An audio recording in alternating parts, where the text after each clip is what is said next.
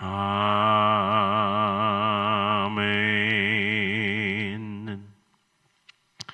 하나님 말씀 출애굽기 2장 11절에서 25절까지 말씀입니다.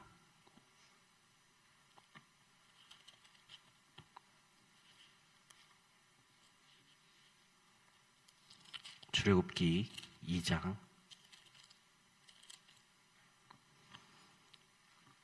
11절부터 25절까지 말씀입니다. 교독하겠습니다.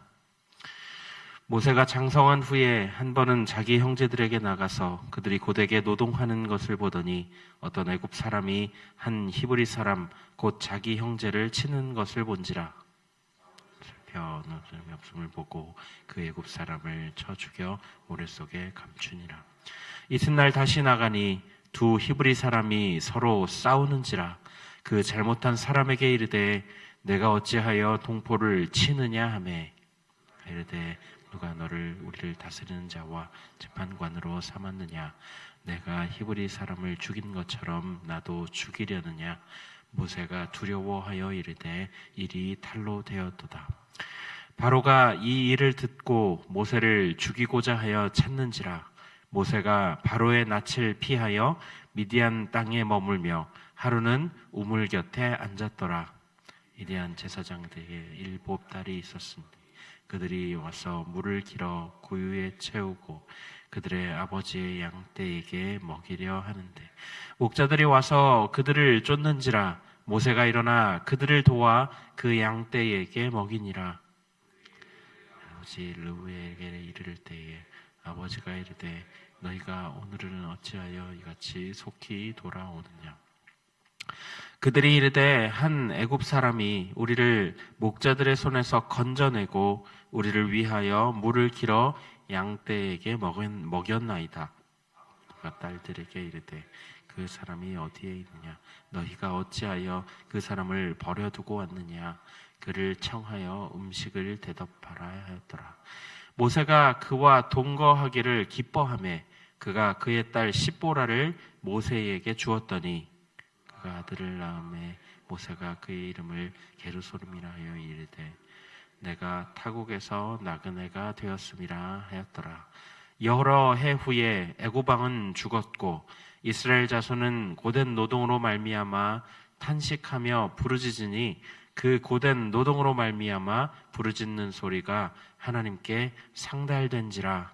하나님이 그들의 고통 소리를 들으시고 하나님이 아브라함과 이삭과 야곱에게 세운 그의 언약을 기억하사 하나님이 이스라엘 자손을 돌보셨고 하나님이 그들을 기억하셨더라.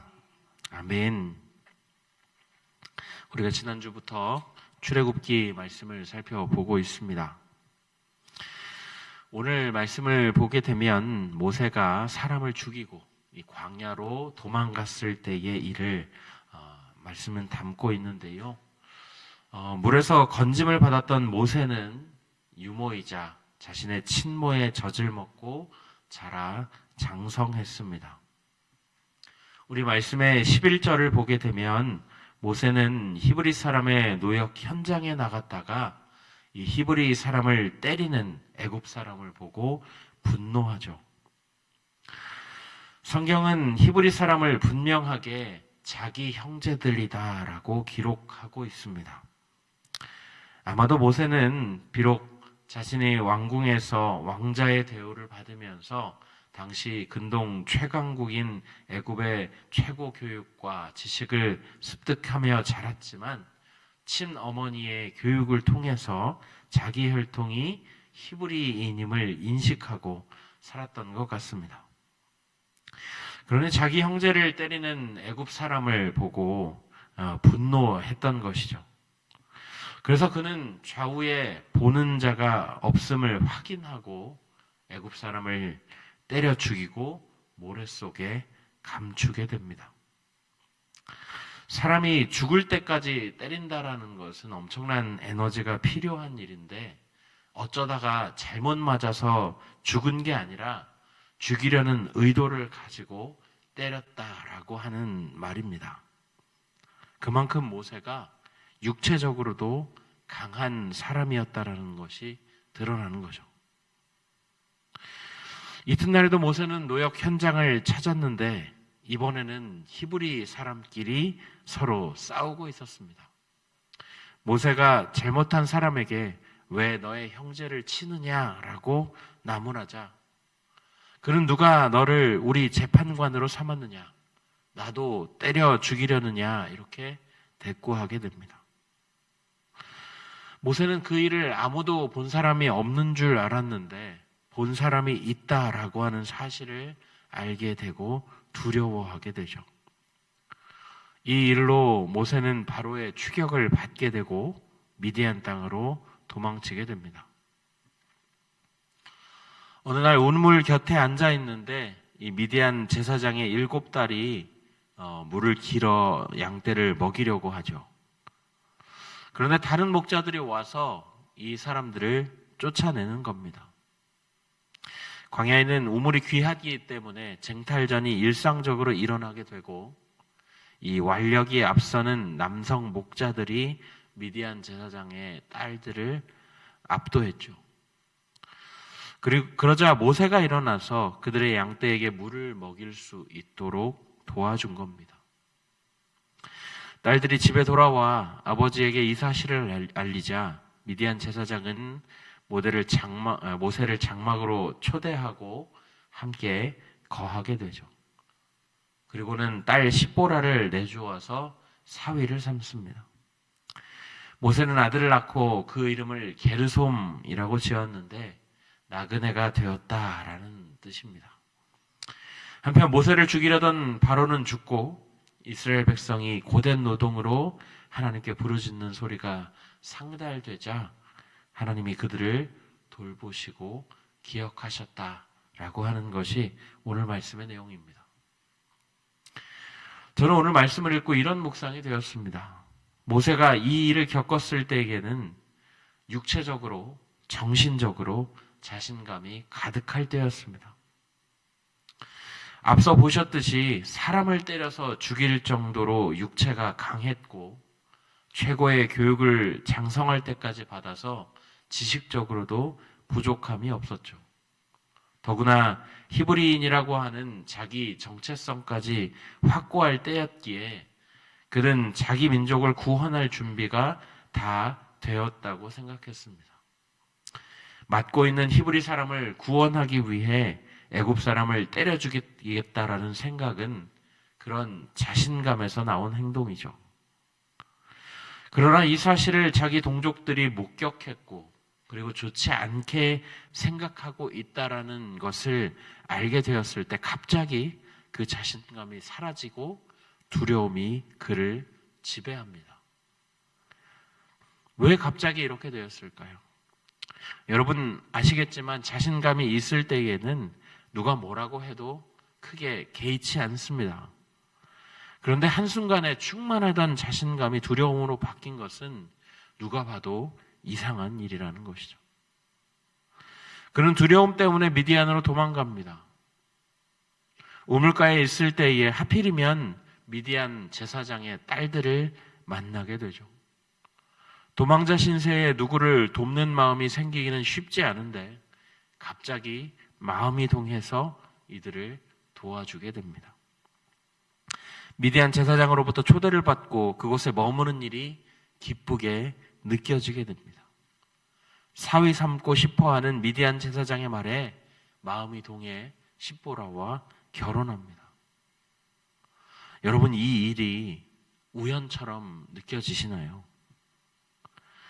모세는 자신의 행적을 스스로 기록하면서 의미심장한 기록을 남깁니다. 이스라엘의 외침이 하나님께 상달되었고 하나님이 그들을 돌보셨으며 기억하셨다라는 겁니다. 무슨 말이냐면 모세는 자기 힘으로 자기 민족을 구원하고자 했습니다. 그러나 그건 하나님이 원하시는 방식이 아니었습니다. 모세는 자기가 민족을 구원할 준비가 다 끝났다고 생각했지만 하나님의 때는 그 때가 아니었다라는 것이죠.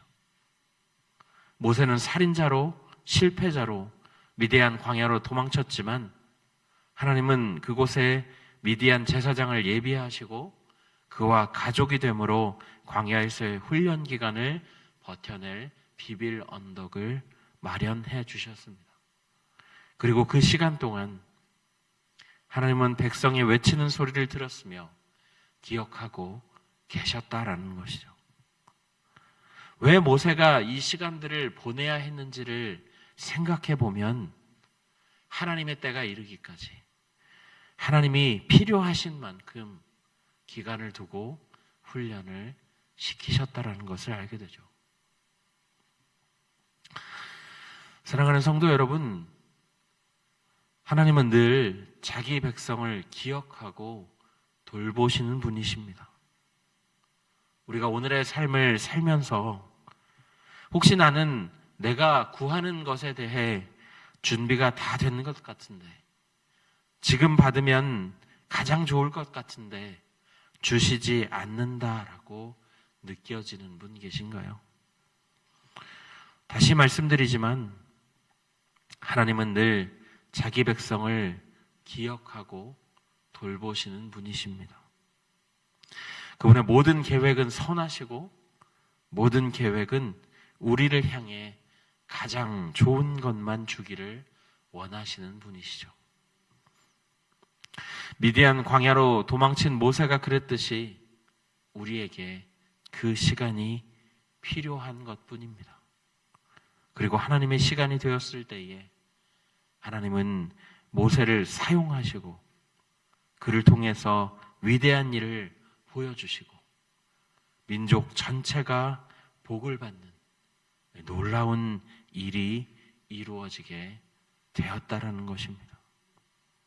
혹 나는 내가 구하고 있는 것에 대해서 준비가 다 된 것 같은데, 지금 받으면 가장 좋을 것 같은데 주시지 않는다. 혹은 내가 못 받은 그것 때문에 내가 실패한 것처럼 느껴질 때 이 선하신 하나님을 기억하시기 바랍니다. 그 하나님의 일하심의 그 시간이 이르기까지 우리에게 필요한 인내와 준비가 우리를 더욱 성장시키고 우리를 하나님 앞으로 더욱 가까이 이끌 것이기 때문입니다. 우리가 이 믿음을 가지고 확신하며 나아가시기를 소망합니다. 우리 말씀을 생각하면서 함께 기도하실 때 자기 백성을 돌보시고 기억하시는 하나님, 우리의 삶에도 가장 좋은 것으로, 가장 완전한 것으로 채우시기를 원하심을 믿습니다.